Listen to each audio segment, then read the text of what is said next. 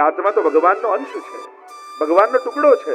જે સ્વરૂપ ભગવાનનું, પેડામાંથી એક ટુકડો તોડો તો મોટા ટુકડામાં જે સ્વાદ અને ગુણ હોય નાના ટુકડામાં હોય ને, એમ પરમાત્માનો જો અંશ જીવ હોય તો જે ભગવાનનું સ્વરૂપ છે એ જેનું અંશ રૂપે બિરાજમાન છે. અને ભગવાન જો આનંદ રૂપ હોય તો આત્મા પણ આનંદ રૂપ થવો જોઈએ, કારણ કે એનો જે અંગ છે એ તો નિત્ય છે, સર્વવ્યાપી છે, અચલ છે, સ્થિર છે અને સનાતન છે. એ તો સદાય હતો અને સદાય રહેવાનો છે. આ આત્માનું સ્વરૂપ છે. 27મા શ્લોકમાં પ્રભુ સમજાવતા કહે કે અર્જુન, તું જેનો ભય રાખે છે ને એ વાત મનમાંથી કાઢી નાખ, કારણ કે જે જે જન્મ લે છે એ બધાના મૃત્યુ નિશ્ચિત છે. એમ સમજાવતા પ્રભુ કહે જાતસ્ય હિ ધ્રુવ મૃત્યુ. જેને જન્મ લીધું છે એનું મૃત્યુ નિશ્ચિત છે, અને જેનું મૃત્યુ થયું છે એનું જન્મ નિશ્ચિત છે. એટલે જે જે લોકો જન્મ લીધો છે એ બધાના મૃત્યુ અટલ છે. અને આ આખા સૃષ્ટિની આ પ્રક્રિયા છે. જન્મ લેનારો એક દિવસ જાય છે. જ્યારે કંસ પણ મારવા લાગ્યો ને દેવકીજીને, અને વસુદેવજી હાથ પકડ્યો ત્યારે સમજાવતા બહુ સુંદર વાત કરી કે મૃત્યુર જન્મ વતામ વીર દેહેન સહજાય. હે વીર, આ જન્મ તો મૃત્યુ તો જન્મની સાથે જ પેદા થાય. તું મૃત્યુથી ડરે છે? મૃત્યુથી કોણ બચી શક્યું છે? એક વસ્તુ બધા જ યાદ રાખજો, મૃત્યુને કોઈ મારી શકતું નથી, મૃત્યુને કેવલ સુધારી શકાય છે. મૃત્યુને મારી ન શકાય. જેણે જેણે કોશિશ કરી, ભાગવતજીમાં 2 જણને મૃત્યુના પહેલેથી સમાચાર મળ્યા, એક પરીક્ષિત મહારાજને, બીજા કંસને. બંનેમાં ફરક એટલો હતો, કંસે મૃત્યુને મારવાની કોશિશ કરી પણ કંસ મર્યો. પરીક્ષિત મહારાજે મૃત્યુને મારવાની નહીં, મૃત્યુને સુધારવાની કોશિશ કરી, અને એટલા માટે મૃત્યુથી પણ તરી ગયા. એટલે એક વાત સમજી લેજો, મૃત્યુને કોઈ મારી શકતું નથી, મૃત્યુને કેવલ સુધારી શકાય. અને જન્મની સાથે જ પેદા હાનિ લાભ જીવન મરણ જસ અપજસ વિધિહાર. તુલસીદાસજીએ પણ કહ્યું આટલી વસ્તુ પરમાત્માના હાથમાં, હાનિ લાભ જીવન મરણ, જન્મ અને મૃત્યુ બંનેના હાથમાં. જન્મ પણ તમારા હાથમાં નથી. દુનિયામાં ઘણા એવા ઘર હશે જ્યાં કોઈનો જન્મ ન થયો હોય, કોઈના ઘરમાં બાળક ન હોય, યા કોઈનો જન્મ ન થયો હોય, પણ કોઈ ઘર એવું બાકી નહીં રહે જ્યાં કોઈનું મૃત્યુ ન થાય. આવનારો જવાનો તો છે જ, ખાલી નક્કી એ કરવાનું કઈ રીતે જોવું. કબીરા જબ હમ પેદા હુએ જગ હસે તુમ રોય, અબ એસી કરની કર ચલો તુમ હસો જગ રોય. તમને બચાવવાનું પરમાત્માએ લખ્યું છે તો કોઈ મારી શકવાનું નથી, અને મારવાનું લખ્યું છે તો કોઈ બચાવી શકતું. એટલે વાર્તા આવતી ને એવી કે 4 મિત્રો હતા, એક રાજાનો દીકરો, પ્રધાનનો દીકરો, દિવાનનો, બ્રાહ્મણનો દીકરો અને સિપાહીનો દીકરો. 4 જંગલમાં ફરવા ગયા અને રાતના અંધારું થઈ ગયું ને 4 બાજુ વાદળો ઘેરાઈ ગયા, અને એટલો બધો મુશળધાર વરસાદ પડવા લાગ્યો, 4 બાજુ વીજળીઓ પડવા લાગી. અને આ 3 જણા હતા ને એ બધું સિપાહીનો દીકરો બિચારો ગરીબ, એના માથે આરોપણ કર્યું કે આ તારા ભાગ્ય ખરાબ છે અને તારા નસીબમાં મૃત્યુ લખ્યું છે ને, એટલે જો અમે બધાએ ફસાઈ ગયા. 4 બાજુ વીજળીઓ પડી રહી છે, બસ એક વીજળી આપણા લોકો ઉપર પડે એટલે આપણે 4 ખતમ. 4 ગભરાય, અને પેલો બિચારો ગરીબ હાથ જોડીને ક્ષમા માંગે કે અરે મારો અપરાધ હોય તો હું ક્ષમા માંગુ છું, પણ કેમ કહી શકાય કે મારું જ મૃત્યુ છે? તમારામાંથી પણ કોઈનું આવ્યું હોય અને એને કારણે આપણે બધા ફસાયા હોય. ગણે તો કે ના, તારા જ અપસુકન છે. એટલે કે એક યુક્તિ કરી, જેનું મૃત્યુ હોય એ જ મરે, આપણે 3 બીજા કેમ મરીએ? સામે પેલું ઝાડ દેખાય છે ને, મંદિરમાં છુપાઈ ગયેલા 3, અને કે સામે પેલું ઝાડ દેખાય, વારા ફરતી વારા એને અડીને આવે, એટલે જેનું મૃત્યુ હશે એના માથે વીજળી પડશે ને બાકી બધા બચી જશે. નક્કી કર્યું. પહેલા ગયો રાજાનો દીકરો, દોડતો દોડતો ગયો, ઝાડને હાથ લગાડ્યો, પાછો આવી ગયો. કહ્યું જો મારા કોઈ દુર્ભાગ્ય નથી, મારે કારણે તો બચેલા છો. પ્રધાનનો દીકરો ઉભો થયો, દોડતો ગયો, ઝાડને અડ્યો, પાછો આવી ગયો. કહ્યું જો મારા પણ કોઈ દુર્ભાગ્ય નથી.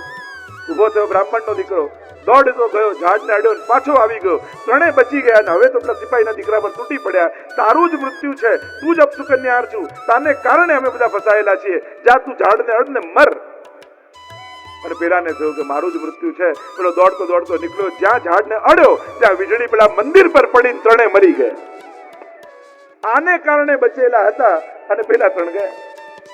તો ક્યારે કોના ભાગ્યમાં છે? પણ એક વાત અટલ સત્ય છે, જાતસ્ય હિ ધ્રુવો મૃત્યુ. જેનું જન્મ છે એનું મૃત્યુ નિશ્ચિત છે, એને કોઈ ટાળી શકતું નથી. મૃત્યુને સુધારી શકાય છે, મૃત્યુને મારી શકાતું નથી. એમ કહેતા આગળ 31મા શ્લોકમાં પ્રભુ ઉપદેશ આપતા કહે, સ્વધર્મપીચાવેક્ષ નવિસંપદુમર્હસી ધર્મ્યાધિયુજ્યાચ્છેયો ન્યત્યક્ષત્રિયસ્ય નિપ્યતે. ભગવાન કહેવા લાગ્યા, આ રીતે તારે સ્વધર્મને જોતા ભય ન પામવું જોઈએ, કારણ તું ક્ષત્રિય છું અને ક્ષત્રિય યુદ્ધથી વધીને બીજું કોઈ કલ્યાણકારી કાર્ય એના માટે ન હોઈ શકે. તું એક દેશનો રક્ષક છું, તારા ભરોસે આખી પ્રજા ઊભી છે. તમે યુદ્ધ લડવા તૈયાર થયા છો એટલે પ્રજાને ભરોસો છે કે ધર્મનો વિજય થશે. તું વ્યક્તિગતતાને ભૂલી જા. તું તારા માટે લડી રહ્યો છે એ વાતને છોડી દે અને એક વાત સમાજનો વિચાર કર, ધર્મનો વિચાર કર, સત્યનો વિચાર કર. જો કામ વ્યક્તિ કરે પણ જો કેવલ કેન્દ્રમાં પોતાના જ લાભનો વિચાર કરીને કરે ને તો બહુ નાનું કરી શકે. પણ સમાજના કલ્યાણ, સમાજના ઉત્થાનનો વિચાર કરે ને તો એનું હિત તો આપમેળે રક્ષાઈ જવાનું છે. ભગવાનનો એક સિદ્ધાંત છે, જે સર્વના હિતનો વિચાર કરે છે, ભગવાન એના હિતનો વિચાર આપમેળે કરી દેતા હોય છે. સ્વયંનું હિત આપમેળે સુરક્ષાઈ જતું હોય છે. અને એટલા માટે ભગવાન કહે તું ક્ષત્રિય છે. જો એનો સ્વધર્મ બતાવે છે. અને ક્ષત્રિયનું યુદ્ધ કરવું એ સ્વધર્મ છે. અને સ્વધર્મને છોડીને જ્યારે જે કંઈ પણ કાર્ય કરો છો, ઉદ્વેગ સિવાય બીજું કાંઈ નથી મળવાનું. તું કદાચ બ્રાહ્મણ હોત ને તારી વૃત્તિ ભણવાની ભણાવવાની હોત તો હું તને ઘરે મોકલી દે. તું વૈશ્ય હોત ને તારે વેપાર આદિની વૃત્તિ હોત તો હું તને કદાચ ન કહેત. પણ તું ક્ષત્રિય છે, લડવા તારા સ્વભાવમાં છે. અને પહેલા પણ તું અગાઉ પણ અનેક યુદ્ધો લડી ચૂકેલો છું, જીતું ચૂકેલો છું. અને એમાં જ તને આનંદ મળશે. દરેક વ્યક્તિ જ્યારે પણ પોતાના સ્વધર્મને છોડીને અન્ય વૃત્તિ કરવા જાય ને, કોઈનું અનુકરણ કરવા જાય તો એને ઉદ્વેગ મળે. જે દુનિયામાં વૈવિધ્ય ભગવાને બનાવ્યું. ચાતુર વર્ણ મયા સૃષ્ટમ ગુણ કર્મ વિભાગ છે. ભગવદ ગીતામાં ભગવાન કહે આ ચારે વર્ણ મેં ગુણ કર્મના વિભાગથી નિર્મિત કર્યા છે. બધાની પ્રકૃતિ જુદી જુદી છે અને પ્રકૃતિ પ્રમાણે આપણે ત્યાં જુદા જુદા વર્ગ છે. જેનો જેવો સ્વભાવ એવું કાર્ય. તમે બીજાના કાર્યને જોઈ તો જોવા જાઓ, તમે તમોગુણી પ્રધાન વૃત્તિના છો, રજોગુણી વૃત્તિના છો, સાત્વિક વૃત્તિના છો, નિર્ગુણ વૃત્તિના છો. ઘણા લોકો રિટાયર્ડ થવાનું કહે ને કે હવે રિટાયર્ડ થઈ જજે, આજ્ઞા આપો. હું ના પાડું. પેલા તો રિટાયર્ડ થઈને શાંતિથી રહે છે. એની પ્રકૃતિ જુદી છે, તારી પ્રકૃતિ જુદી છે. એને એમાં આનંદ આવે છે, તને નહીં આવે. પ્રકૃતિ પ્રમાણે કાર્યમાં લાગવું જોઈએ. ઘણાને કાર્યમાં જ જેને આનંદ મળતું હોય એને ફ્રી થઈને ના મળે. અને જેને કેવલ શાંતિ ગમતી હોય અને ફ્રી થઈને શાંતિ મળતી હોય એને કાર્યમાં આનંદ ન મળે. આપણે સેવામાં જોઈએ તો જુદા જુદા પ્રકારના લોકો આપણને જોવા મળે. ઘણાને ભગવત સ્વરૂપ સેવામાં જ આનંદ આવે, ઘણાને વ્યવસ્થા કરવામાં આનંદ આવે, ઘણાને લેખ લખવા આદિમાં આનંદ આવે, ઘણાને ટેબલ પર બેસવામાં આનંદ આવે, ઘણાને જુદી જુદી પ્રકૃતિના જુદી જુદી સેવાની આસક્તિ હોય બધાની પ્રકૃતિ પ્રમાણે, અને એને એમાં જ રુચિ આવે. ભગવાન કહે તું ક્ષત્રિય વૃત્તિનો છે અને લડવું તારા સ્વભાવમાં છે, જીતું તારી પ્રકૃતિમાં છે. અને એટલા માટે યુદ્ધથી વધારે તારા માટે કલ્યાણકારી કાંઈ નથી. અને પ્રભુ તો કહેવા લાગ્યા તારા પાસે તો બંને હાથમાં લાડવા છે. તું જીતે તોય લાભ, હારે તોય લાભ. અને એ વાતને સમજાવતા ભગવાન 37મા શ્લોકમાં બોલ્યા હતો વા પ્રાપ્તસી સ્વર્ગમ. શાસ્ત્ર એમ કહે છે કે ક્ષત્રિય લડતા લડતા રણસંગ્રામમાં મરે ને તો એને સ્વર્ગની પ્રાપ્તિ થાય. સ્વધર્મ કરતો કરતો માણસ મરે એટલે સ્વર્ગની પ્રાપ્તિ કહી. આપણે ત્યાં સૈનિકો શહીદ થાય અને સ્વર્ગની પ્રાપ્તિ કહી, કારણ કે એનો ઉદ્દેશ્ય શ્રેષ્ઠ છે.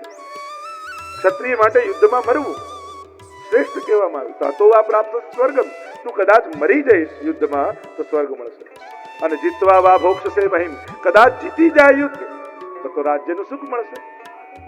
અને તસ્માદ ઉત્તિષ્ઠ કોંતે. એટલે હે અર્જુન, હે કોંતે, ઉભો થા, યુદ્ધાય કૃત નિશ્ચય. અને એટલા માટે તને કહું છું તારે તો બંને બાજુ લાભ છે, ક્યાંય ગુમાવાનું છે જ નહીં. પણ જો ભાગી જઈશ તો આખો સમાજ ઇતિહાસ લખાશે કે અર્જુન યુદ્ધમાંથી ભાગેલો.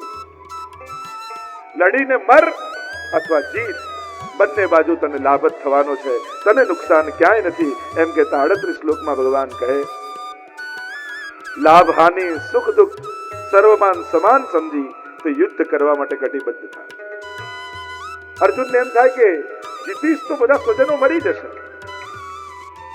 અને હારીશ તો નામોશી આવશે. ભગવાનના બંનેથી પર ઉઠવાની વાત કરે. તું સંઘર્ષ કરવાની વૃત્તિ વાળો થા, મળશે કે નહીં મળે એનો વિચાર મૂકી દે. ભગવાન કે સુખે દુખે સમય કૃત્વા, સુખ દુઃખમાં સમ થઈ જાય. કારણ કે જ્યારે માણસ નહીં મળે એવા વિચાર સાથે કોઈ કાર્ય શરૂ કરે ને એટલે અડધો તો ત્યારે જ હારી જાય છે.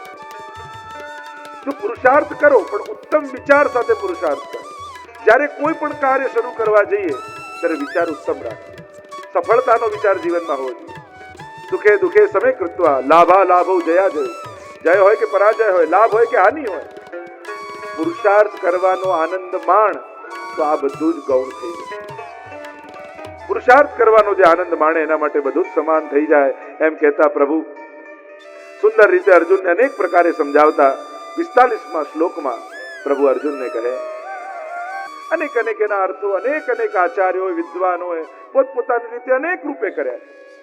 કારણ કે વિચાર થાય કે ફળની આશા વગર કર્મ થઈ જ કઈ રીતે શકે. એક માણસ ખુરશીમાંથી ઊભો થાય એના કારણ હોય છે કે ચા પીવી છે, પંખો ચલાવવો છે, આ કરવું છે. એક સાધારણ પ્રવૃત્તિનું પણ કારણ હોય છે. ફળની આશા વગર કેમ થઈ શકે? તમે રેલવે સ્ટેશન પર ઉતર્યા અને સામાન બધો બહાર કાઢ્યો, કુલી આવ્યો કે ચલો સામાનને આટલા રૂપિયા થશે, અને ત્યારે પેલા કુલીને એમ કહો કર્મણ્ય વા અધિકારસ્તે મા ફલેષુ કદાચન. પેલો કે તો તમે મારી આશા ન રાખતા.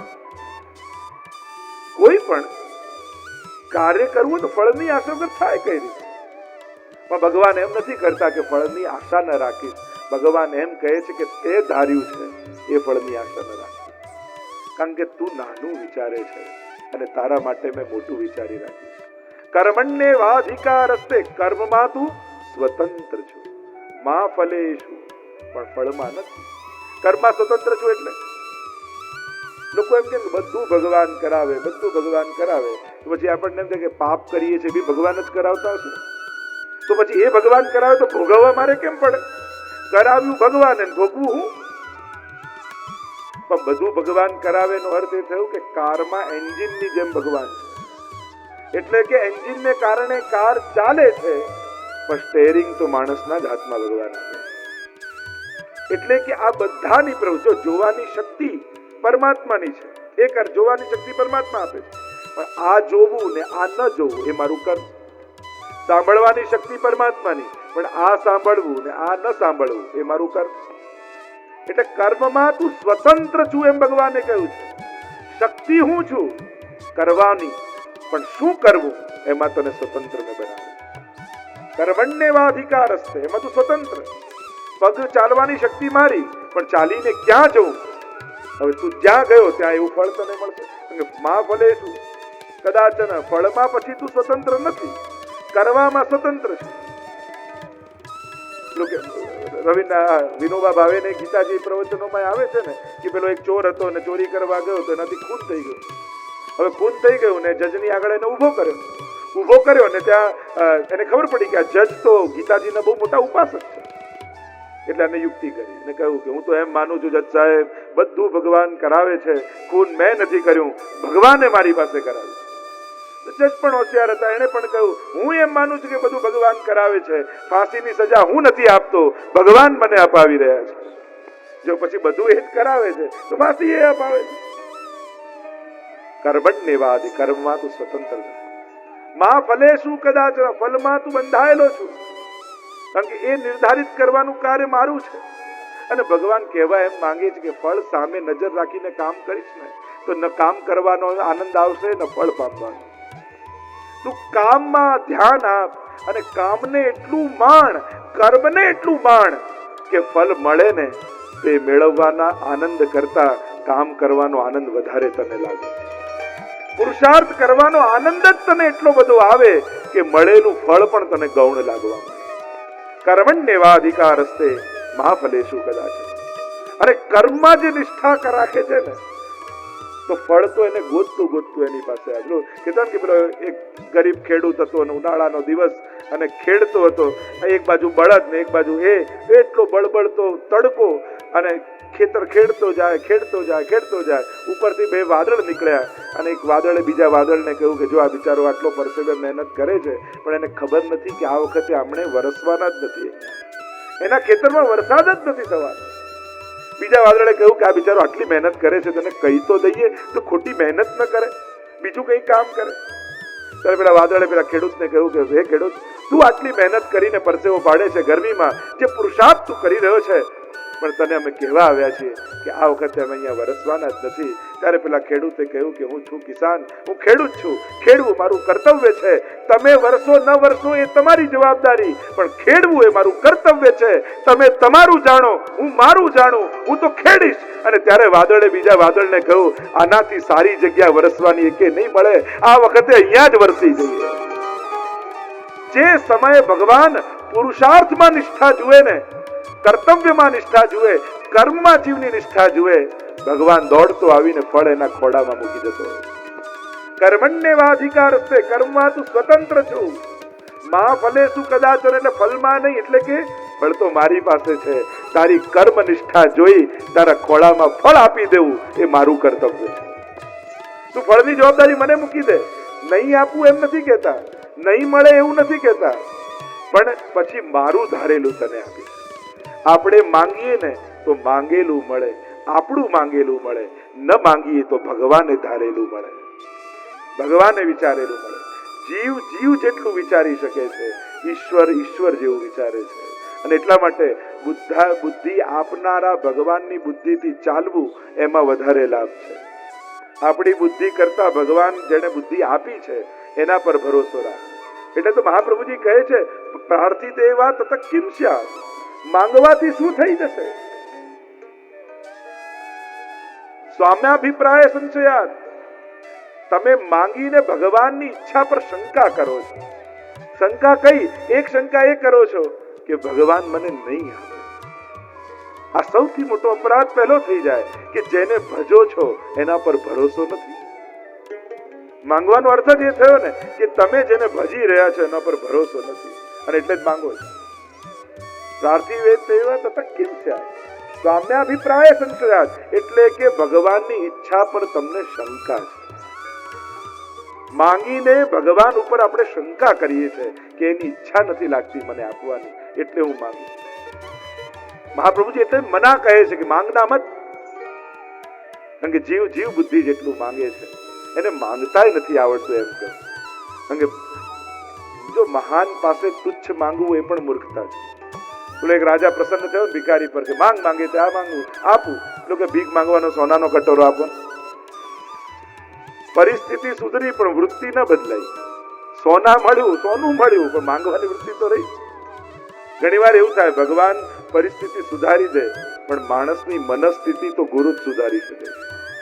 ભગવાન પરિસ્થિતિ સુધારે પણ મનસ્થિતિ સુધર્યા વગર સારી પરિસ્થિતિનો પણ માણસ આનંદ નથી લઈ શકતો.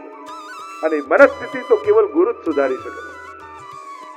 કારણ કે મનને ગુરુ જાણે છે.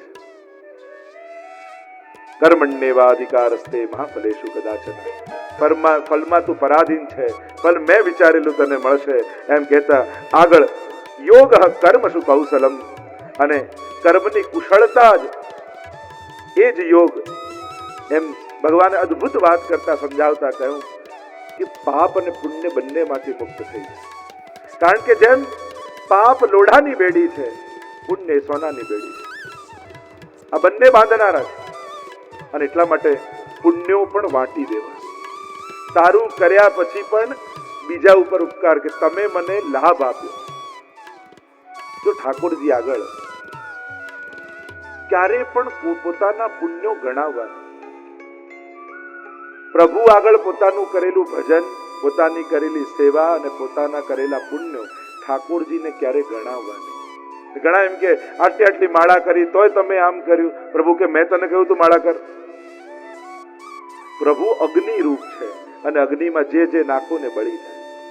અને એટલા માટે પ્રભુને પોતાની સેવા ગણાવવી નહીં, પોતાના પુણ્યો ગણાવવા નહીં, પોતાનું ભજન ગણાવવું એ તો જાણે જ છે. પાપ પુણ્ય બંનેમાંથી પુણ્ય ન થઈ શકે તો પાપથી બચતા રહીએ.